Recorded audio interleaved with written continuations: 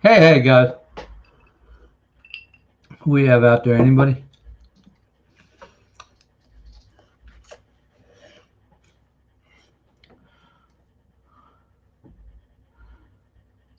Yeah.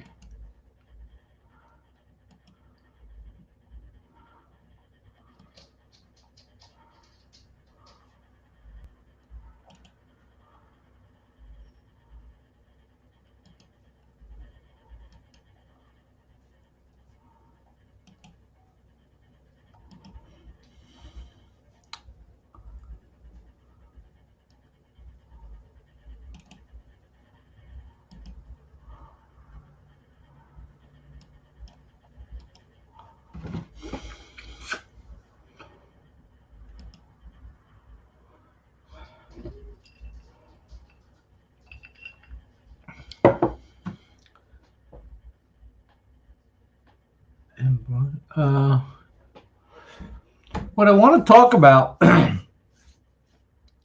little bit of God, nice hair, dude. A little bit of everything as far as uh, I know our 2019 2020 season for most people's over. For most people, it's over, and I'd like to see how you guys did. Who did what. Kind of on this on my channel. That's what I kind of want to talk about. Kind of we could talk about how your season went, some cool stories that you have, uh, stuff like that. Even I mean, I had a killer season this year as far as hunting with friends. I've talked about it before. I've had these guys from New Jersey that I hunted with, and it was. I mean, it really came out well. Um, a few things I want to talk about too is I live here in Texas, and the only thing that I disagree with a lot, I mean, you've heard me talk about quality deer management, and I got so many pros and cons with that I don't know. It's, I heard Michael Waddell talking about it. He has a rant that he talked about, and I think he hit the nail on the head. Excuse me. The way he talked about it, and it's sort of the same way I feel about it. I mean, I'm bouncing around a little bit. Uh, that's why I'd like to have somebody come on and kind of talk about how they feel about quality deer management. And anybody on? Anybody on?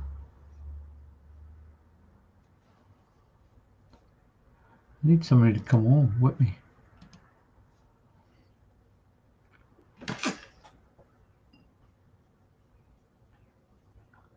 Anybody out there? It's hard talking by yourself. I do it all the time inside my truck. I drive a truck. Excuse me. And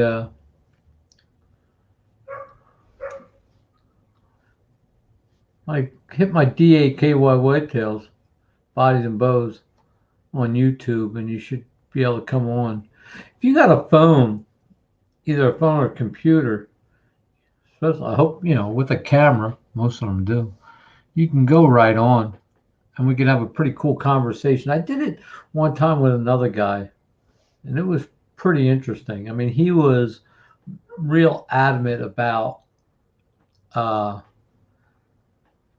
I guess, that heavy arrows. And I've kind of, I watched this Ranch Fairy guy, and it's pretty crazy what he talks about. I mean, he is real adamant about FOC, with the air, a lot of weight on the front. I mean, he is like 30%.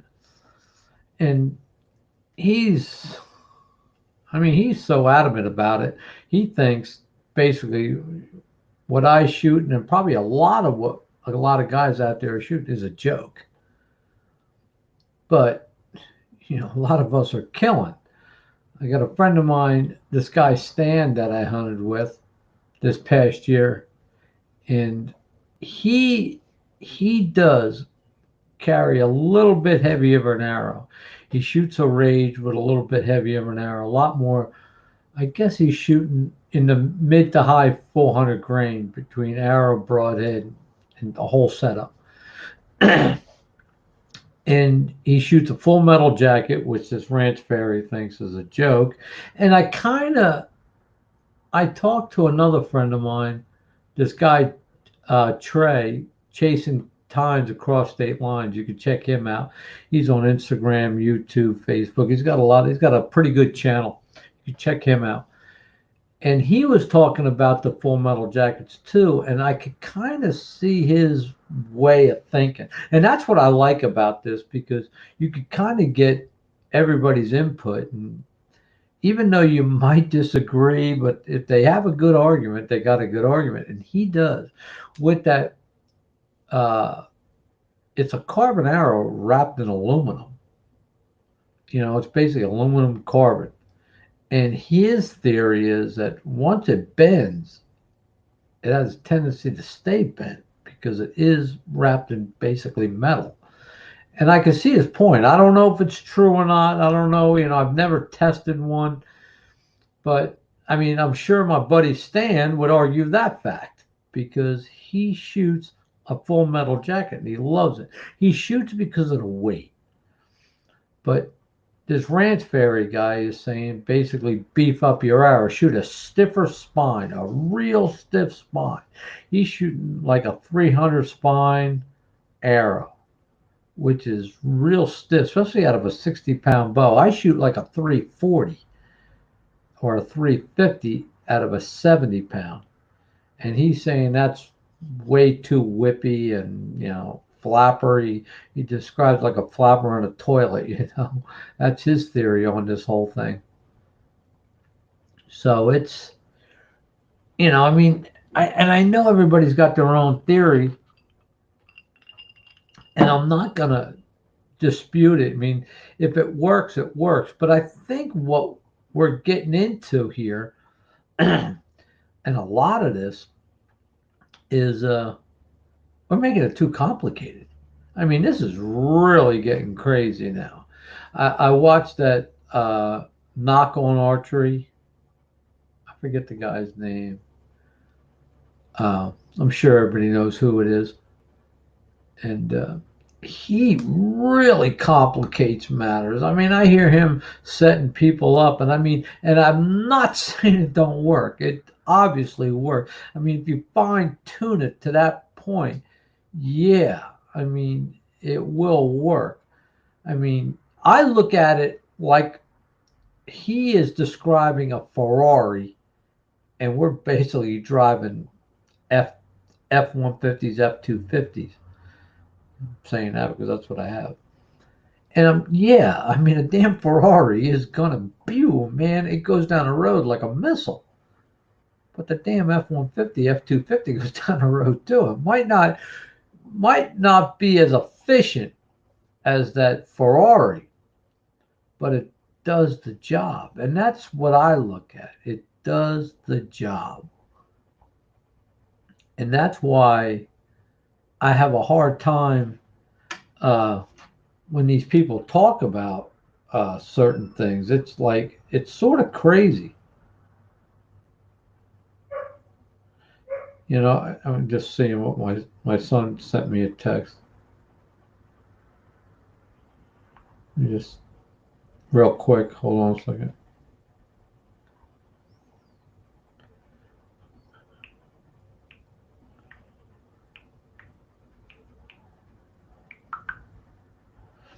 But and that's, I guess, the hang up that I have. I'm going to get away from that quality deer management, and I guess start talking about a little bit what that Ranch Fairy guy's talking about. I'd love to have him on, I'd love to go on with him and talk to him, because the only cool thing, I got a son that went to school for civil engineering, and he's smart, and I can kind of ask him questions, and he understands them, and he could give me basically the mathematic end of a lot of things on the engineering end of it. He might not know how these things work, but he knows how they're engineered, and that's what I like. I mean, when I talk to him about it, and he gives me straight up either, Dad, you're right or you're wrong, and that's what I do like about. I love him, but that's what I like talking to him about. And even when I listen to that Ranch Fairy guy, he's so adamant about. And I'm not saying it don't work. I mean, he's shooting a credible amount of weight on the end of his arrow, and but he's also shooting hogs. I mean, a deer is a thin-skinned animal, and I also some of the stuff that he says I agree with, as far as I don't think a lot of people are shooting enough energy to shoot like a rage. I don't like rages. Broadheads like a rage. I'm not going to say the rage because it's been engineered to work. Somebody designed that head to work. But the only thing I don't like, but I think they're too big, and there's too much blade away from the ferrule, and it does have a tendency, and I've been saying this for years, and my son will vouch for it. They deflect. I've had them deflect, and because it's so big, it's looking for its weakest spot, especially when people aren't shooting a lot of. I I go the opposite end of what that Rage Fairy says. His theory is weight, and mine is poundage. So I guess we kind of meet in the middle, because obviously with poundage, I go to a stiffer spine arrow. I do go to like a 300 spine arrow because I'm shooting. You can see that bow right behind me. That's a Hoyt VTEC, an 80-pound Hoyt VTEC with extreme cams. And it's not a parallel limb bow, and the strings are twisted. So this thing it's in the money. There's a lot of pounds, a lot of energy. And so I guess that's what happens with me. I believe in poundage, pushing everything, driving that sucker home. And he believes in weight. So I guess we're kind of on the same page, but I think he goes to the extreme. I don't know how he could shoot that amount of weight with any speed. That's the only thing that has me confused.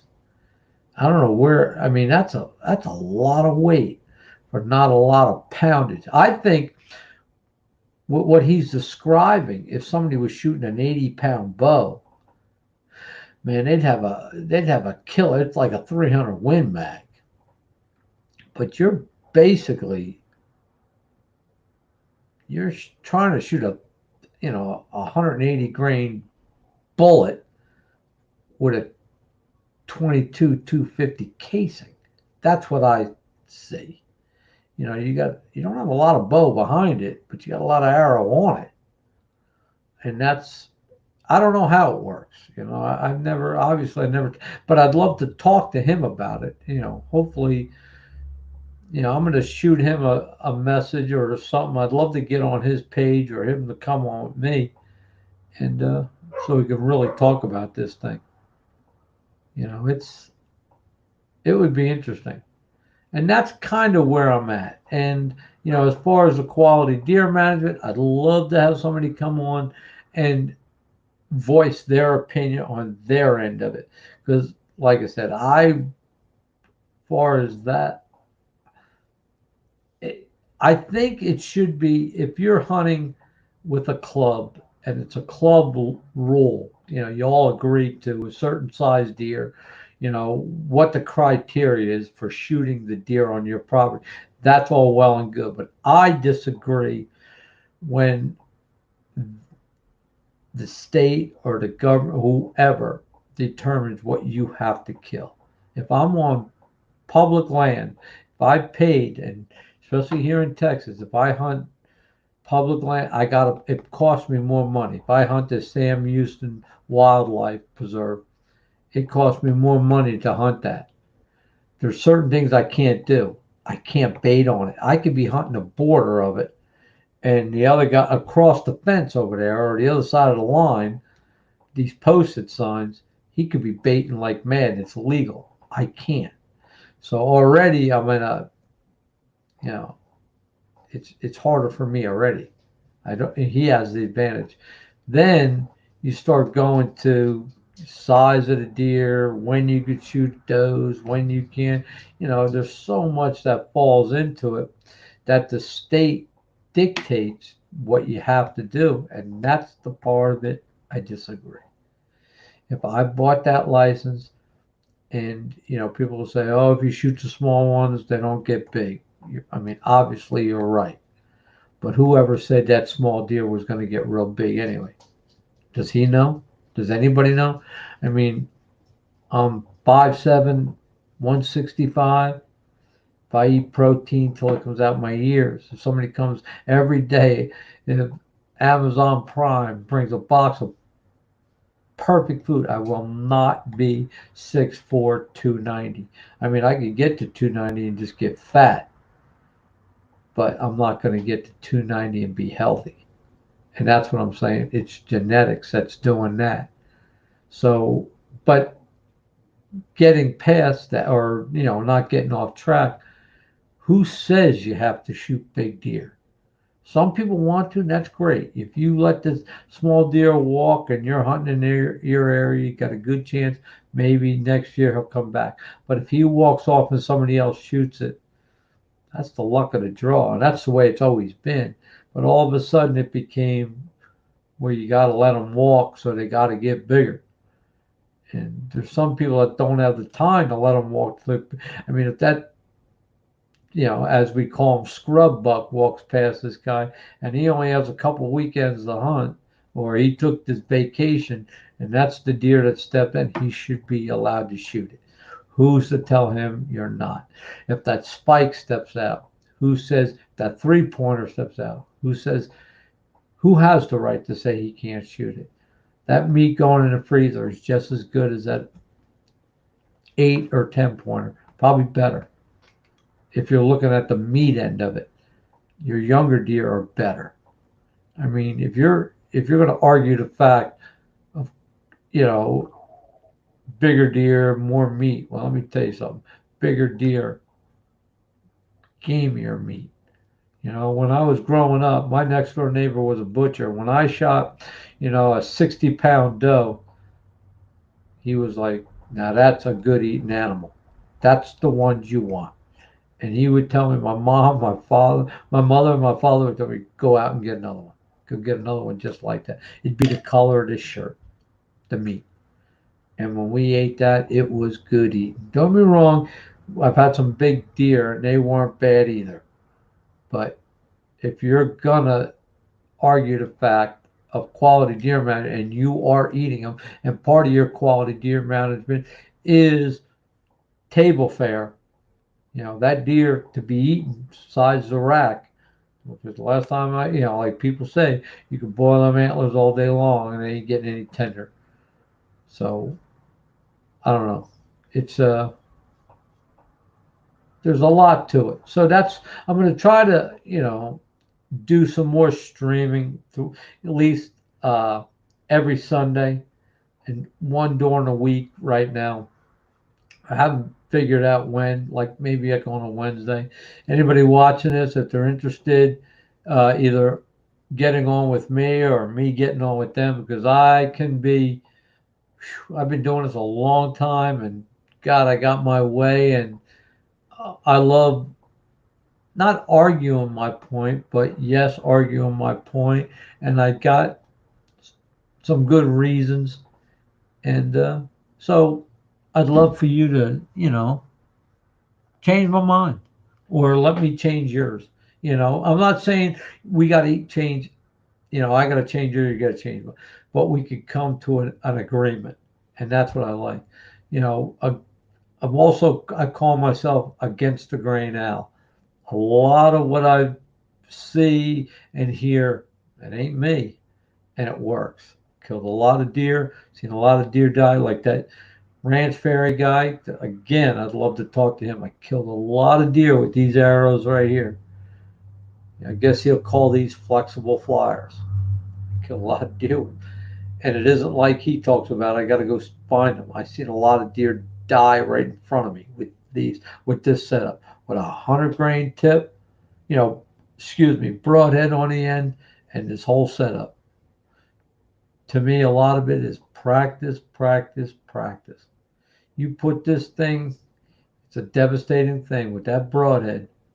You put this, I will say this in closing. I could argue the fact of a fixed head over a mechanical. Yeah. And we'll talk about that in another episode. So with that, DAKY Whitetails, follow along. Hit on my DAKY Whitetail Body and Bows. You can check it out. And love to talk to you guys. With that, I'm out.